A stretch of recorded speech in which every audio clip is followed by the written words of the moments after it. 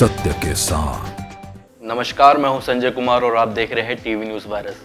इस वक्त मैं मौजूद हूं उत्तराखंड के बागेश्वर जिले में। यहां मैं आपको उस शख्स के साथ मिलाना चाहता हूं जो आईएएस ऑफिसर है, जिन्होंने हाल ही में अपनी पूरी मेहनत के साथ यूपीएससी का एग्ज़ाम क्लियर किया है। उनका नाम है अनुराधा पाल। आइए बात करते हैं उनसे और जानते हैं उन्हें कैसा फील हो रहा है। नमस्कार मैम। नमस्कार मैम, हाल ही में आपने यूपीएससी को हिंदी मीडियम में क्लियर किया। आप क्लियर ही नहीं किया, आपने टॉप रैंक आई है आपको हिंदी मीडियम में, वो भी नंबर 1 से। तो आप बताइए हमारी युवा पीढ़ी को कि उन्हें क्या आगे बढ़ना चाहिए, क्या करना चाहिए। हाँ, आजकल का जो हमारा परीक्षा का पैटर्न है यूपीएससी का, निसंदेह वो हिंदी में क्लियर करना बहुत मुश्किल है।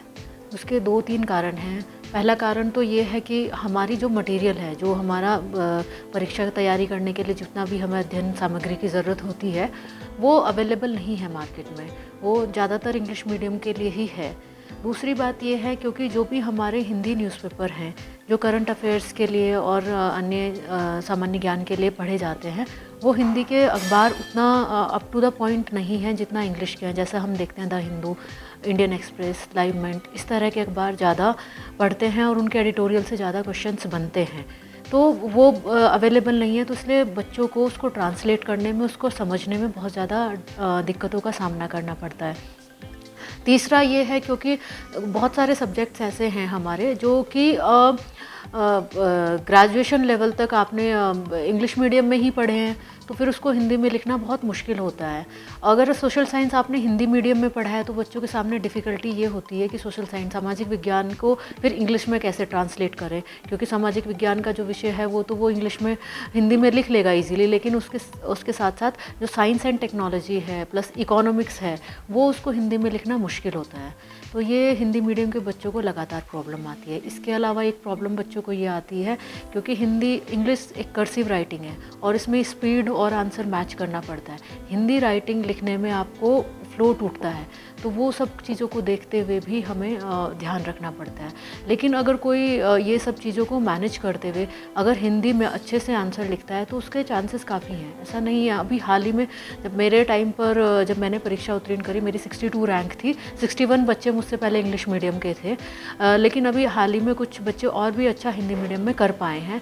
तो चुनौतियाँ बहुत हैं, लेकिन उसी तरह क्योंकि अब बच्चे ज़्यादातर इंग्लिश मीडियम ऑप्ट कर रहे हैं तो इसी पे कॉम्पिटिशन थोड़ा कम हो रहा है। तो अगर बेहतर प्रदर्शन करेंगे इंग्लिश मीडियम की तरह तो निसंदेह उसमें सफल होंगे।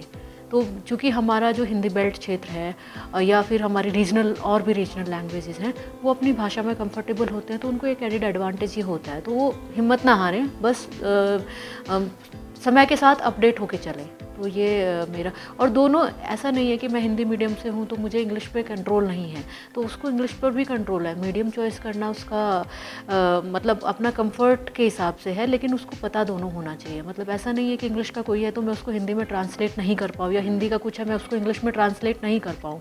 एटलीस्ट इतना नॉलेज सबको हिंदी मीडियम वाले बच्चों को रखनी ही चाहिए, तो उसके सक्सेस के चांसेस ज़्यादा बढ़ जाते हैं। मैंने जितनी जानकारी इकट्ठा की आपके बारे में, अब मुझे बता दीजिएगा सही है कि नहीं। मुझे ऐसा पता चला है कि आपको बास्केटबॉल ज़्यादा पसंद है, स्पोर्ट्स में आपकी ज़्यादा इंटरेस्ट रहता है। तो क्या आप बागेश्वर के यूथ को भी स्पोर्ट्स में आगे बढ़ाएंगे? बिल्कुल, स्पोर्ट्स मेरा मतलब बिल्कुल हार्ट टचिंग सब्जेक्ट आपने चूज़ कर लिया। मैं बचपन से ही स्पोर्ट्स में किसी ना किसी स्पोर्ट में संलग्न रही हूँ। मैं जब स्कूल में थी तो स्कूल में मैंने कबड्डी और हैंडबॉल खेला है, और कॉलेज टाइम पे मैंने बास्केटबॉल पिक किया। लगभग जहाँ जैसी कंडीशन हुई वैसा स्पोर्ट्स पिक करना पड़ा है। आफ्टर दैट कॉलेज फिर बैडमिंटन पिक करना पड़ा, बिकॉज बास्केटबॉल एक टीम इवेंट है जिसमें बहुत सारे लोग आपको नहीं खेलने को मिल पाते। बैडमिंटन हर जगह अवेलेबल रहता है, इसलिए बैडमिंटन पिक किया है।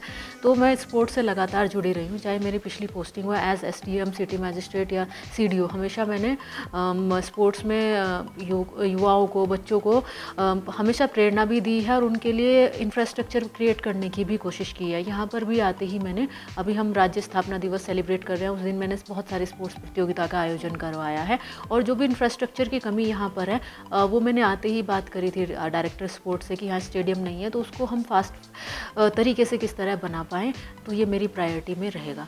इससे एक दो फ़ायदा होता है कि जो यूथ है हमारा, अगर वो स्पोर्ट्स की तरफ रहता है तो उसकी जो एक्स्ट्रा एक्टिविटी, एक्स्ट्रा एनर्जी होती है वो वहाँ पर बर्न हो जाती है। वहाँ पर वो कई सारी चीज़ें सीखता है। स्पोर्ट्स के अलावा टीम बिल्डिंग है, डेडिकेशन है, डिसिप्लिन है।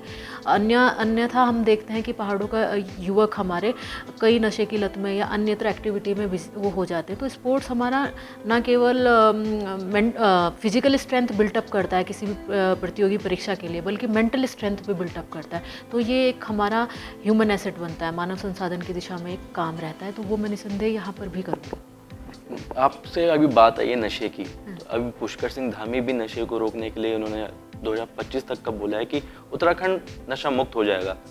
तो आप क्या रणनीति लेके आप इसमें हमारा जो माननीय मुख्यमंत्री जी का जो स्वप्न है और माननीय मुख्यमंत्री जी का जो कमिटमेंट है 2025 तक उत्तराखंड को, देवभूमि को नशे से मुक्ति दिलाना है, उसकी दिशा में भी हम लोग पहल कर रहे हैं। एक तो हम जितने भी यहाँ पर कोई भी गवर्नमेंट बिल्डिंग कोई भी हमें खाली मिलती है वो हमने सर्वे शुरू करा दिया है। तो वहाँ पर एक डी एडिक्शन सेंटर तो ज़रूर हम खोलेंगे, वहाँ पर साइकोलॉजिस्ट और अन्य डॉक्टर्स की भी नियुक्ति करेंगे। उसके अलावा जो एनफोर्समेंट है जगह जगह पर, वो एनफोर्समेंट भी बढ़ाएंगे, क्योंकि एनफोर्समेंट जहाँ एनफोर्समेंट के साथ साथ हमें रिहैबिलिटेशन पर भी ध्यान देना है। तो दोनों कार्रवाई हम पैरेलल करेंगे। उसके लिए दिशा निर्देश मैंने दिए हैं, आज भी मीटिंग और कल परसों में भी जो मीटिंग आने वाली मीटिंग है जो नारकोटिक्स को लेके है, उसमें हम स्ट्रिक्ट एक एनफोर्समेंट नीति भी अपनाएंगे। मैम, यूथ जैसे आप भी युवा ही है अभी, तो यूथ के लिए आप क्या नए मतलब स्ट्रेटजी लेके आएगी इस बार?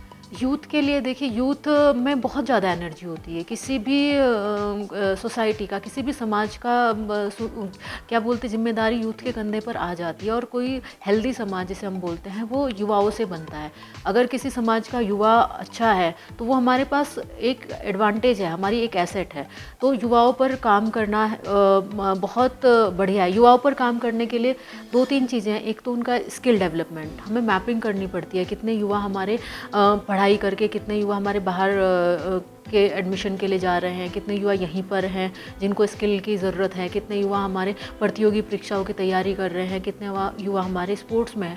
अगर ये हम एक बेसिक डेटा तैयार करके एक ठोस रणनीति बना के काम करें तो उस पर ज़्यादा हमारा मैं मानती हूँ उस पर हम बहुत अच्छे तरीके से काम कर पाएंगे। तो ये सारी एक्टिविटी पैरेलल चलती रहनी चाहिए। तो हमें ये जैसे जैसे हम डेवलपमेंट की बात करते हैं जिसमें हम इंफ्रास्ट्रक्चर डेवलपमेंट पर ही फोकस करते हैं, लेकिन हम ह्यूमन रिसोर्स डेवलपमेंट की बात भूल जाते हैं। आपने बहुत सही बात बताई। तो ये हमारा इस दिशा में प्रयास रहेगा कि ह्यूमन रिसोर्स डेवलपमेंट भी करें, वो स्किलिंग देकर उनको निगेटिव आदतों से छुड़ाकर और उनको उनकी जो भी ड्रीम्स हैं उनके लिए काउंसलिंग करके, चाहे वो साइकोलॉजिकल काउंसलिंग हो, चाहे उनकी करियर काउंसलिंग हो, ये लगातार युवाओं को ज़रूरत होती है। तो इस दिशा में मैं निसंदेह प्रयास करूँगी और कर भी रही हूँ इस दिशा में प्रयास। मैम, मेरा आखिरी सवाल आपसे यही है कि आप क्या मैसेज देना चाहते हो अपने हमारी जैसी युवा पीढ़ियों को? युवा पीढ़ियों का मेरा यही मैसेज होगा कि हम लोगों युवाओं में बहुत ज़्यादा एनर्जी है और हम देखते हैं कि हमारा भारत देश सबसे ज़्यादा युवा देश है। जहाँ के मतलब बाकी जो हम यूरोपियन कंट्री की बात करते हैं वहाँ पर उनका देश एज के आधार पर वहाँ मैक्सिमम पॉपुलेशन एजड पॉपुलेशन है, लेकिन इंडिया की जो है 35 से 40 के बीच में मैक्सिमम पॉपुलेशन है। तो ये हमारे देश के लिए बहुत बड़ा एडवांटेज है। तो अगर जो हमारी युवा शक्ति है वो अन्य आदतों में ना लग के एक सशक्त समाज बनाना का काम करेगी तो वो हमारे देश के लिए बहुत बढ़िया होगा। युवाओं से मेरा यही है कि आप अपना जो भी आपका एक्स्ट्रा समय है, कीमती समय है, वो आप नष्ट ना करें, इधर उधर व्यर्थ ना करें, उसको निगेटिव एनर्जी में ना लगा के उसको पॉजिटिव एनर्जी में लगाएं। बी इट आपका स्किल डेवलपमेंट करें, चाहे आप स्पोर्ट्स में जाए, आर्ट, म्यूजिक, किसी में भी जाए, कोई भी फील्ड हो, आप उसमें प्रयास करेंगे तो वो बहुत बढ़िया रहेगा। दूसरा, एक युवाओं के लिए एक छोटा सा जो कहावत हमारे यहाँ प्रचलित होती है कि जीवन के एक पड़ाव में आपको संघर्ष करना बहुत ज़रूरी होता है, आपको करना ही पड़ता है। अगर वो संघर्ष आप अभी यंग एज में कर लेंगे तो वो संघर्ष आपको पता नहीं चलेगा और आपकी लाइफ बहुत स्मूथली जाएगी, आप अपने जीवन को एंजॉय कर पाएंगे क्योंकि आपको लाइफ एक ही बार मिलती है। लेकिन अगर वो संघर्ष आपने अभी नहीं किया तो आपके लेटर एज में, बुढ़ापे में आपको वो संघर्ष करने को मिलता है। फिर आपका बुढ़ापा या आपका वो समय अच्छा नहीं बीतता और उससे आपके आने वाली पीढ़ी पे भी बहुत असर पड़ता है। तो ये एज जो एनर्जी हमारे पास होती है युवाओं के पास, उसको उसी समय प्रयोग कर लें, उसी समय उसको सही दिशा में ढाल लें तो ज़्यादा लाभ होता है। तो युवाओं को मैं यही संदेश दूंगी, बी हेल्दी और अपना स्किल पर काम करें, स्पोर्ट्स नहीं छोड़ें, कोई ना कोई हॉबी अपनी बना के रखें, पढ़ाई के साथ साथ अपनी हॉबी को भी परस्यू करें और एक खुशहाल जीवन जिए। तो ये थी खास बातचीत उत्तराखंड के बागेश्वर जिले की डीएम के साथ, जिनका यही कहना है उत्तराखंड बागेश्वर जिले को नशा मुक्त बनाना है। स्पोर्ट्स हो या ह्यूमन रिसोर्सेज या टूरिज्म, सबको आगे लेके जाना है। मैं हूँ संजय कुमार, मुझे दीजिए इजाज़त, नमस्कार।